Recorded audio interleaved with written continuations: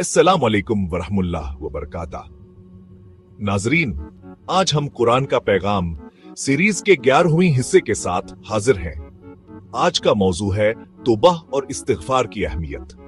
ये दो आमाल हमारी जिंदगियों में सकून, बरकत और अल्लाह की कुर्बत हासिल करने के बुनियादी जराया है। आइए इस मौजू पर कुरान और अहादीस की रोशनी में बात करते हैं। 21वां बाब, तौबा की फजीलत। तौबा का मतलब है अपने गुनाहों का एतराफ करना, उन पर शर्मिंदा होना और अल्लाह से माफी तलब करना। अल्लाह ताला कुरान में फरमाता है, ए ईमान वालो, तुम सब अल्लाह की तरफ तौबा करो ताकि तुम कामयाब हो जाओ।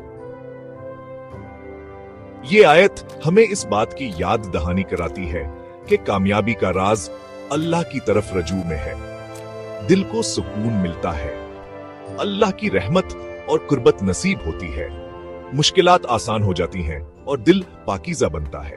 गुनाहों का एतराफ, अपनी खताओं को मानना, पशीमानी, दिल से गुनाहों पर शर्मिंदा होना, आइंदा के लिए अज़्म, दोबारा गुनाहों से दूर रहने की कोशिश।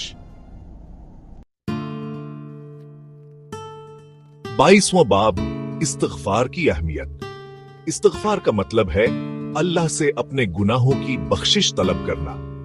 अल्लाह ताला कुरान में फरमाता है, और जो लोग गुनाह करते हैं या अपनी जान पर जुल्म करते हैं, फिर अल्लाह को याद करते हैं और अपने गुनाहों की माफी मांगते हैं।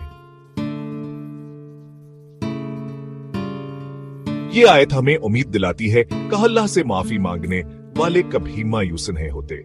अल्लाह की बख्शावर रहमत नसीब होती है, दिल को सुकूना और इत्मीनान मिलता है, जिंदगी बरकतों से भर जाती है।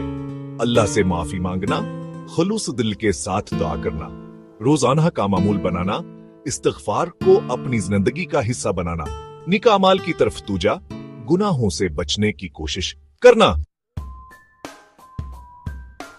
नाजरीन, तौबा और इस्तिगफार हमारे ईमान को मजबूत करते हैं और हमें गुनाहों से पाक करते हैं। जब हम अपनी खताओं को तस्लीम करते हैं और अल्लाह से माफी मांगते हैं, तो अल्लाह अपनी बेपनाह हिम्मत से हमें नवाजता है।